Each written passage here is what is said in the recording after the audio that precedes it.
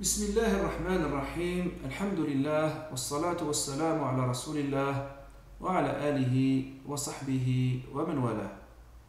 نواصل معكم في هذه سلسلة تمارين sur les machines électriques. واليوم إن شاء الله مع التمرين الثالث sur la machine à courant continu. في هذا التمرين عندنا un moteur shunt, donc en parallèle, excitation en parallèle, alimenté sous une tension constante de 200 volts. Le moteur absorbe un courant E total de 22 ampères. La résistance de l'inducteur R est égale à 100. Celle de l'induit est égale à 0,5. Les pertes constantes sont de 200 watts. أول سؤال calculer les courants d'excitation et d'induit. معناه l'excitation هو le stator, l'induit هو le rotor.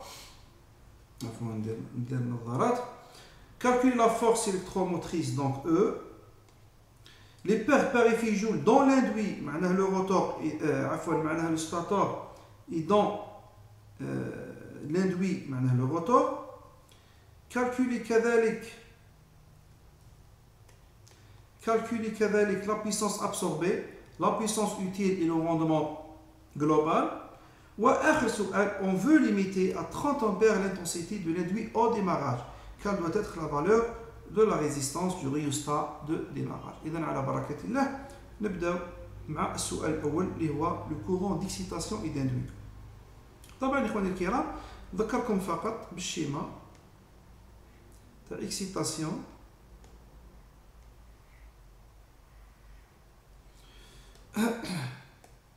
هنا عندي R, هنا عندي grand R, هنا عندي E.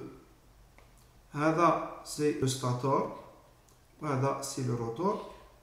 En shunt هذا هو, elle est alimentée par une tension U وهنا عندي le courant total.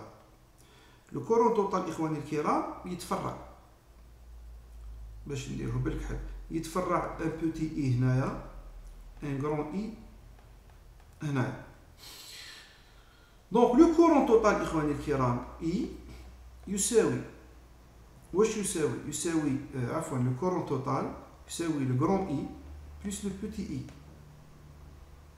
أنا مادام هنا في l'inducteur عندي غير une résistance, donc نقدر نخدم لا لوا دوم, donc نقول U تساوي RI. donc facilement نقدر نحسب I اللي هي تساوي U sur R. une fois حسبت le courant نقدر نحسب I اللي راح يساوي I total moins I. وهكذا حسبت le courant d'inducteur et le courant d'induit. بالنسبة للسؤال الثاني يقول لك لا فورس إلكتروموتريس. لو كان نجي نكتب إخواني الكرام الوا دوم هنا, نكتب U تساوي RI plus E. donc نقدر فاسيلمون نحسب E راح تساوي U moins RI. بالنسبة للسؤال الثالث كما تشوفوا يعني تطبيقات عددية, ما كانش حاجة واعرة. les pertes Joule au stator et au rotor. طبعا les pertes Joule, perte Joule au stator راح تساوي R I au carré.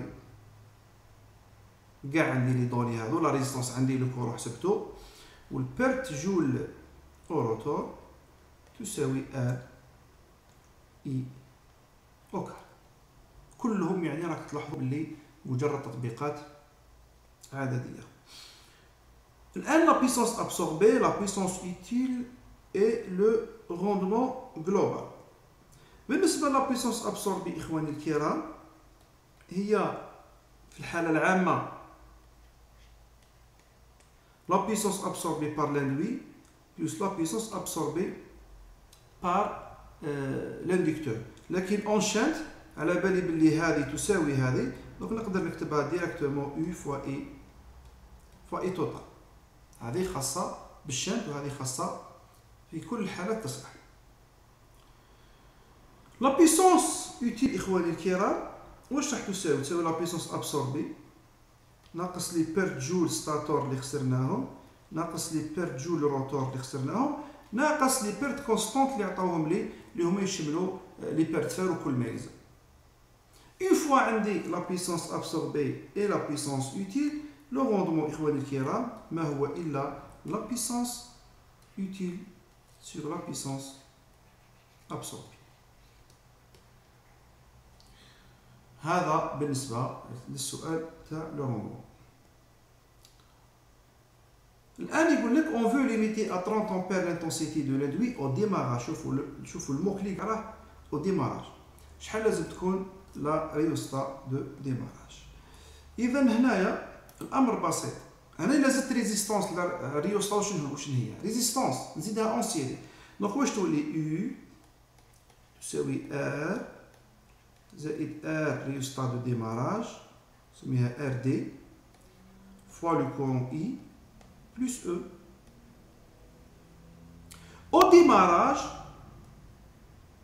démarrage هذه تساوي الصفر. pourquoi؟ على جال او واش تساوي إخواني؟ او تساوي K fois le flux fois la vitesse. au démarrage la vitesse تساوي صفر. donc la force électromotrice تساوي صفر. صح، هذه اتفقنا عليها. نعاودو نرجعو. donc U تولي تساوي R plus RD fois I. donc R plus RD تساوي U sur I. ومنه يستلزم أن الريوستا دو ديماراج تساوي U sur I moins R. هذه عندي حسبتها، هذه هما قالوا لي 30 أمبير وهذه عطاوها لي، وهكذا نقدر نحسب لا ريزيستونس اللي لازم نزيدها اون سيري باش لو كورون دو ديماراج ما يفوتش 30 أمبير. نتمنى نكون فدتكم، نتمنى الحل يكون واضح، واظنه واضح لانه مجرد تطبيقات عدديه فقط. الى تمرين اخر ان شاء الله، استودعكم الله، والسلام عليكم ورحمه الله وبركاته.